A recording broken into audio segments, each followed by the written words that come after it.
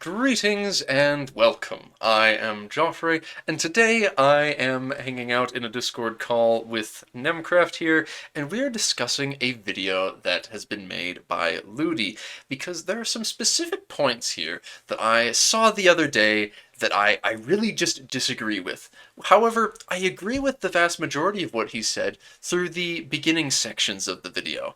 The first first 32 minutes or so, I agree with almost everything he said. He talks about the first impressions being he likes his first impressions. He likes the game scaling feel, but and he also, the way he talks about the military units and such, I also appreciate. But eventually here he starts to talk about the Black Death, and this is what clued me in. I need to talk about it because he brings up the the concept of stability. And Nemcraft was here, and I was talking with him about it, and I decided, why not turn on the camera? So he is about to explain his thoughts on stability. Let's go ahead. Stability is basically mana points, guys. I'm gonna say it. Stability is mana points because stability is required for repelling privileges, for changing legislation, for doing most of the actions during the situations like here, because this is a situation, the Black Death. Basically, everything requires stability. It's kind of like influence in Imperator Rome, which was added to not need mana points, but it's mana points in a different form in essence. Stability, in my opinion. It's really vital though, because the reality is if you have less stability, it affects everything in your country too. So less stability affect your equilibrium satisfaction for the nobility and all the other estates. That can be up to minus 25 if I remember correctly. I might be wrong, but it's really... So this is the point where he both explains that he thinks that stability is a mana system, while also explaining why I think it is not. In Imperator, which I know Nemcraft hasn't really played, Imperator has both One day. One day, I'll get you there. We'll get you there. It's a good game, I promise. It has a stability system that EU5 is taking inspiration from, unsurprisingly, as it was Johann's last game that he learned many lessons from, while also having an influence system. Here, Ludi is saying that the stability in EU5 is basically influence from Imperator, but I think it's much more accurately described as stability here is like stability there. You see, stability is an equilibrium thing, and not like the way that influence or the various bird, sword, and paper mana points. It is a non-statically growing modifier. It is instead something that it has a desired ratio that it wants to reach, and it will have... You can spend various things to... You can spend various things to get it to increase, and you can spend it to deal with various problems. Everything in EU5 feels like it is a choice that the game is making. It's forcing you to ask yourself a question. Would you rather have this or that? You can never have your cake and eat it too. And that is where the fact that there are no points in the base mainline game. There are things like the Catholic poke points that we were told about, where it is a linear, just you build up the resource and you spend it. But here, as Ludi has said, it impacts so many things, where it is integral to the game. It is influenced by and influences so many things, whereas mana points are things that you simply build up in a straight line and you expend them. You have it for the purpose of spending it, while stability, you have it for the purpose of having it. You can make it worse to get something else, like isolating the country or other such things. But I mean, yeah, no, but what I was just gonna say the same thing that you were saying, that yeah, with mana is just something that exists because you spend it on other things. Stability has an inherent value, so not spending it is still a choice and has an impact on your game. meanwhile, the things that I would describe, and I suppose you too would describe as a mana point, is something that you having it does no good. It's a... if you're not spending the mana, you're wasting it. There's always something that you could be spending it on.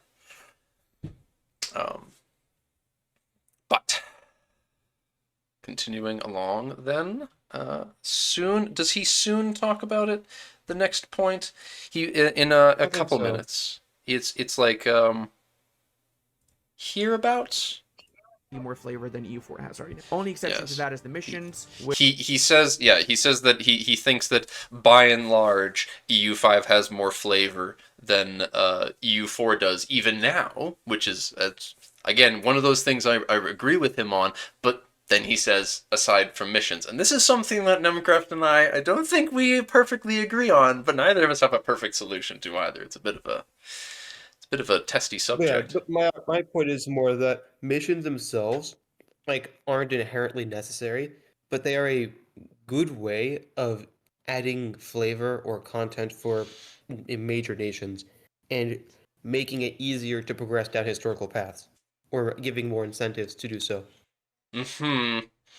Because at the moment, seemingly EU5 has no, uh, as far as the two of us understand, it has no missions where you open up a thing and it shows you a tree, and then you'll pick the options.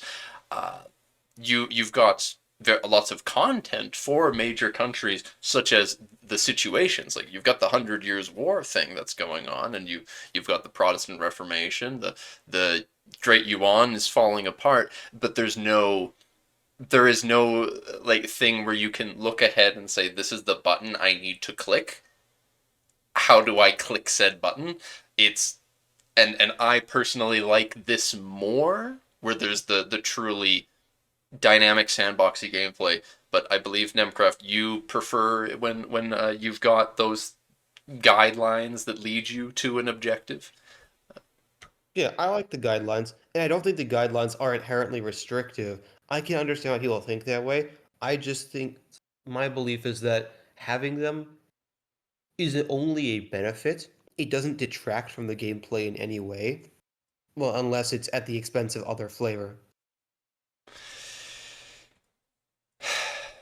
Yes, I and yeah, the reason that some folks feel that the missions and other such things are restrictive on players is because it makes them feel that it is the as you and I have talked about this before, but it makes them feel like it is the correct way to play the country. And for me, as a result of that, I feel that in vanilla, I don't like it. In the vanilla game, I feel like it is restrictive because specifically because over time they left alone the more just guidelines nature that it originally was, where it would be defeat France here as England, get you can now try and claim their throne, or other smaller bonuses, things that would just help you along on the quest. Whereas eventually it became all of these incredibly unique bonuses that you would get stack that to help you stack modifiers and other such things, where if you didn't play the country to do those things you would simply be less effective. And that is why, because I'm going quite the tangent right now, I feel that I like the missions in something like Anbanar, and I hope that for mods like Anbanar sake they will be able to in EU5 implement said missions. We're here, coming in after the fact to add a little clarification here. After this video was finished being recorded, Nemcraft and I found out that in the end there is actually a very smallly implemented system taken very much from Imperator in its style for the way that missions will be working. It's been described as a placeholder, but it is in the Imperator style, which means that there is not much in the way of long-term permanent bonuses that missions will include for countries, which is still what I want, and I suspect there will be little in the way of post-launch DLC for country that is centered around a country getting a mission tree. I'm sure that there will be DLC that includes it, but I don't think that there's going to be DLC where that's the focus like it was in EU4. And if there is, I don't think people will stomach it. But we shall see whether or not my prediction there ends up being correct. But for now, I shall disappear and let you all get back to the video for what's left of it. But, let's continue along from what he said here, because which will be revamped before release, and there's no idea sets. I like idea groups. Sets. I should probably have added this to the complaint. I want idea groups. I'm tired of just values. Values are great. We have over here a lot of different values, and based on whether you go left or right, you get different bonuses or different malices. But this is something that affects your country as you progress in the campaign, right? I want something that allows me to make every single playthrough as the same country unique, and idea groups is that. The reason why idea groups makes EU4 such an amazing game compared to EU3, which also had these sliders, is the simple fact that you could go super naval strong, you could go super playing tall strong, you could go super quality, super quantity, whatever you want by getting different ideas. Now, if I was sponsored, I wouldn't be able to tell you this, guys. I really don't want ideas to be a DLC. I want ideas to be in the game from day one. I don't know if that's going to be the case, because I know that it would take a lot to script that in already. It's a big deal, but the fact that that's likely going to come in a DLC, disappointing in my opinion. Now, before we move to the next topic, when it comes to values, I have to mention that I love the way they depict values in this game compared to EU3. It's a completely different thing. You can, of course, assign every single action or less. So if you see here, we've got Byzantine law. That's a legislation. Yeah, but there was something else he said after he talks about these. You get bigger, you blob. Yeah, we're getting to that. It's after he explains why it's very dynamic. Has to do with how big you are as well, because it's easier to control, to increase your control in a smaller country compared to a bigger country. Then you have the government reforms that affects this. So that's the thing. There's a ton of things that affect every single value. It's not just like, oh, it's the privileges and that's it. No, it's everything. Every single decision you make. This was the point we were looking for. Depending on what you go during the event, every single reform, unique flavor, even advances, there's a lot of things that affect your values. So from what I realized from all the games that I've had, by the time I got to the 1700, my values, without me influencing them, would always go towards the same side. Why? Because I have a unique playstyle and my values reflected that. So this is, we can finally pause again. Yeah.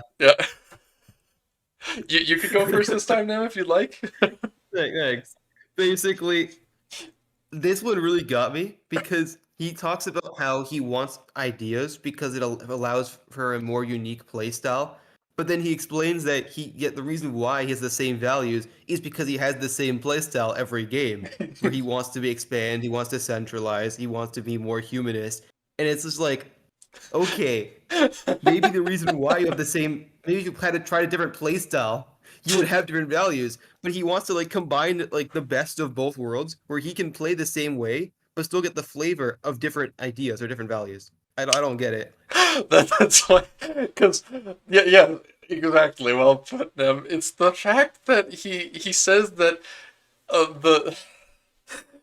if idea groups were in EU5, it would somehow mean that he wouldn't get the same outcome every time.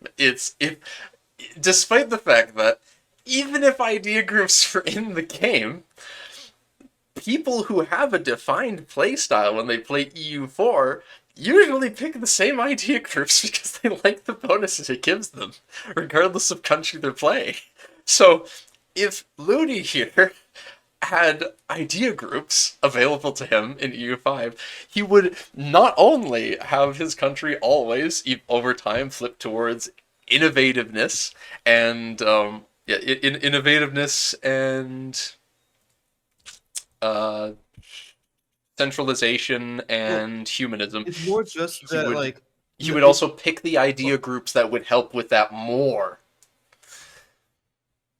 That's part of it. The other part that I was getting at is that even if he picked different ones, I don't like the idea of people picking different ideas, but then playing with them in the exact same way, i.e. just making a big nation, a very big nation, trying to centralize the entire realm, which, like, if you want different ideas, I think at least that a different playstyle should be tied to it, where you should be more tall, you should try decentralize and give more autonomy, stuff like that. You get a little bit of stuff like that in EU4, just a minute bit, where there are some idea groups that they eventually added, which you can only take if you've got a certain type of government. or you are from a certain part of the world. They eventually added indigenous ideas, which you could only take if you're a Native American country. I don't think the Australians could take them for some reason, which is weird. See, I'm But not gonna lie. That doesn't really. At least for me, that never really fixed the issue of because course not. No. at that point, it's just no, no. The reason why is because you have your indigenous ideas, but then it's just every native will always take indigenous ideas no matter what you do as a native, because that's just Yes. the native thing. If And then anything, you have the plutocracy. That's the republic thing. now that you've said that, it makes me think that perhaps it compounds the issue of ingraining a certain play style and the specific bonuses.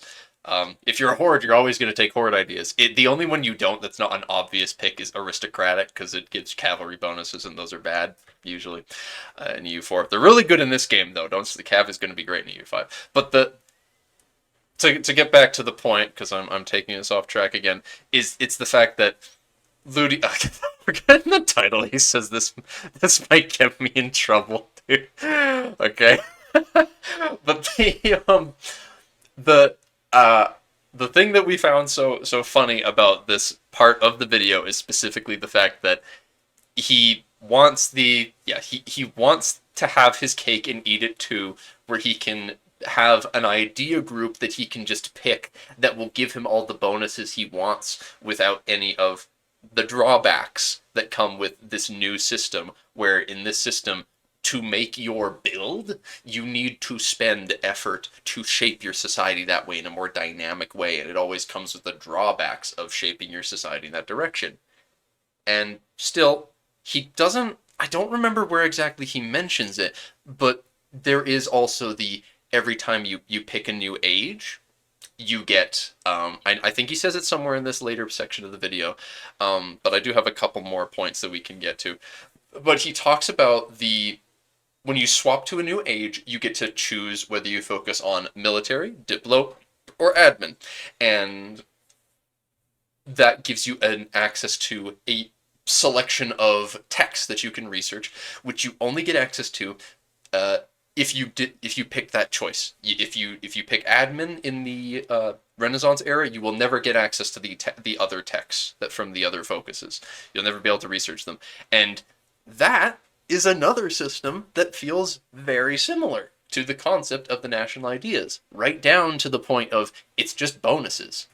The only downside to it, in case where it becomes a case of you take this bonus and you have a downside, so like what he wants is the fact that you have to choose to research them as opposed to something else. So I think that the system already more than covers what he's looking for. It's just that despite his 200 hours of gameplay time that supposedly means that he knows everything that there is to know about the game, he does not know how to change his own play style.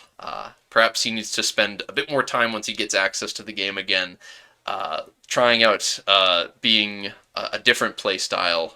Maybe there's merit to keeping serfdom, for example. I doubt it, but who knows? Maybe early game maybe there's a benefit to the quality versus quantity. I actually think I remember when we discussed belligerent versus conciliatory that I like conciliatory, but that's just because I'm the rare Diplo enjoyer. Nemcref doesn't like it. He just likes building tall. No, DC Diplo is cringe, but that's a separate discussion. We can do that later. Yes. Once we know more stuff, we can decide who is objectively correct in the style of stats that they like. Because the whole point of what we've seen so far, at least of E5, is that there is no objectively correct, and even here with these values, you're supposed to be making decisions that point in one direction or the other, and that requires you to lose out on modifiers. You're not going to be able to get like all the modifiers you want. Thank you all for watching. The video ran on a little longer than either of us expected, but I guess we had a lot to yap about. So, I hope you enjoyed. Thank you all for watching, and I hope to see you next time. Bye-bye! Bye-bye.